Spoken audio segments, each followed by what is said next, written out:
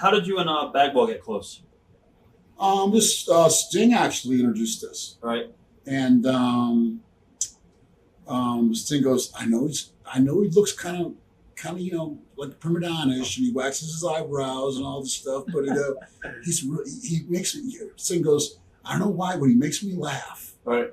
And I said, oh come on, Bagwell, you gotta be kidding me. Was he a stripper or something? I was like, you gotta be kidding me. Sting and him were so unlikely to be together that when I came back to WCW from WF, they were rooming together. Huh. I was like, you gotta be kidding me.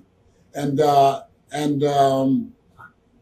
when Sting started, and Marcus ended up eventually becoming such good friends that when Sting was now going on the road much, he was playing the scary guy Right. from the rafters every few weeks. Marcus ended up rooming with me, because WCW paid for my room. Right. So I got a double and shared room with him and stuff. So we wouldn't have to blow his money on. Wasn't making so much money, so we wouldn't have to blow his money on a room. Right. Right. And we just he's a funny guy, man. He's an entertaining guy. He really is.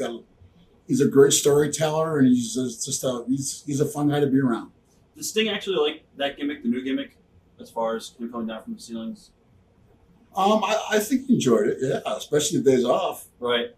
Because at that point, something with Sting happened where his and we're really good friends still to this day, and I love him to death.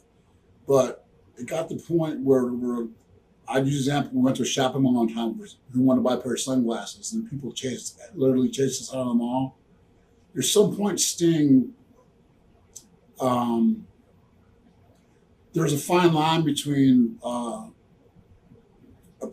appreciating that people recognize you, know who you are, because that's why you made all that money and buy big houses and nice cars and stuff, because if they don't recognize you, Right. then you never made it, or else people were never into you. Right. And somewhere he got to the point where he became, like I said, a little bit reclusive, and so that new gimmick was like custom made for him, because he didn't enjoy hanging out in the locker room as much anymore, and he just he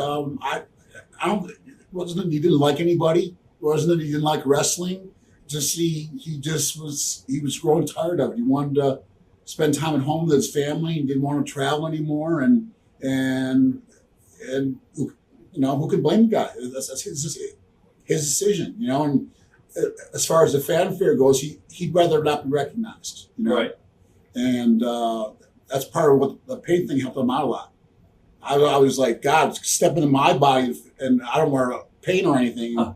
And I'm recognized as soon as I step out anywhere, because I talk and look, and I can't hide my physique. So, when you're 6'4", have like 285 pounds, and, the small waist, I won't say it at all, the arrogant braggadocio way. Right. Even if they don't know who you are, they go, oh, he must be a football player or somebody. Right. Yeah, so I mean, but Sting would rather go undetected. And he that paint thing was almost a good thing for him. So you used to be walking out of lobbies, hotels, some of those a lot of times stuff, and they didn't know it was Sting. Right. And he liked that. He liked the anonymity of not being recognized. Which I don't mean that in a bad way, because it means he doesn't crave Attention. the fan. Love he doesn't crave recognition, and everybody knowing who he is and stuff. You know what I mean? So, but he got to the point where so that was a great gimmick for him. The scary guy coming out of the ceiling once a month. You know what I mean? So he loved it. I think he was home all the time. Some people say that you and Buff kind of mocked the company losing so easily and so fast. I think it was the Greed pay-per-view. What are your comments on that?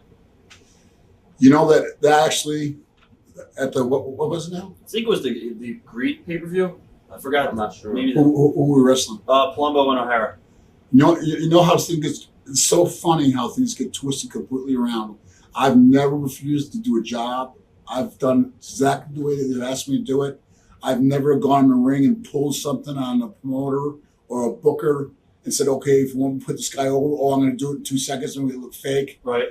They actually wanted Marcus in that match to get beat by himself and me fighting outside the ring in about 45 seconds or 30 seconds. Right.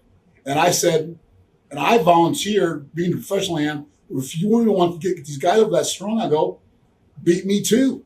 I didn't care whether it was 20 minutes, 10 minutes, 5 minutes, 45 seconds, or 10 seconds. I mean, I would have done whatever they asked me to do. Right. But they were Marcus to get beat, as from what I was told, in about 30 seconds. So, and my philosophy was being a professional was like, beat me too. I'd have the other guy, even though it doesn't count, because Right. you when you beat the legal guy in the ring, I go, beat me too. It wasn't a sarcastic, it wasn't mocking the company. I thought I was being professional and giving something back Right. to young guys. If they want to push it, if you want to push these guys, let's push them. So there was no sarcasm or mockery from our from Marcus got a bad rap, and I'd heard rumors about that. I mean, but there was no bad intentions, no sarcasm, no nothing. It was being professional, but yet we got hammered for it. Right. You're like, how can you be nicer and more cooperative? Right. And you get criticized for it. It's weird how things get on the internet get like so twisted from reality of what actually happened, from what happened in the back room to what comes out on an internet site or something that people tell you. You're like, I know. where'd they get that from? That's not even in the realm of what happened. You know what I mean? It wasn't even discussed, but it comes out as the truth. It's he said, she said. And it catches like a life of its own. What did you think about Bagwell's mom coming in and like putting the straps on Bagwell's mom, and then bringing in people like David Arquette and like non-wrestlers? I love Judy Bagwell to death, so I didn't mind Judy being on TV and whatever she wants to do. I love Judy. I know Judy; she'll cuss you out too. But she's a straight shooter, and I love Judy Bagwell to death. So the Arquettes and people like that, I take it more that obviously he didn't need wrestling, so I always looked at Rodmans or any of these guys come in and they make more money in one match than a lot of guys would make in a year. So when guys were angry, I'd be like, hey, they don't need wrestling. They're wrestling fans, which is good for wrestling. Right. And if WCW want to pay a bunch of money to come in to be a non-wrestler and wrestle, well, and they're wrestling fans and they want to do it, all power to them. Right. My hat's off to them. Hey, have fun. Do you think that was? So I didn't have any resentment towards that at all myself. Even from your background with Matsuda and everything and the believability, and then you have Hogan like selling for Jay Leno. Do you think that was, or it's just for the buy rate? From the business aspect, from Hero's aspect, yeah, I see where that's kind of, oh boy. But from the aspect of mainstream, trying to take wrestling as mainstream as possible to the biggest audience possible, Hogan's being in business. So, and being there with Jay Leno and selling for him. Right. So, I mean, I see the point of, what's Jay Leno doing beating Hogan up? But I mean, at the same point, it's good that Jay Leno's in the wrestling ring. I didn't think it was a bad thing. It's fun that other people have other opinions, but I didn't think it was bad. Right. Going back to Sting, since you're so close to him, he did that when he was doing the coming from the ceiling and everything. After what happened with Owen Hart and everything, did he ever express anything to you like wow, that could have been me, or did he said he'd never do it again. Right. Then he did it again. Right. Well, after that, Owen. So and I traveled with Owen. Right. David Wood. We stayed together in the car and stayed at the same hotel. So, great guy too, and real tragedy. But Sting had a lot of reservations about that. What happened to Owen, and but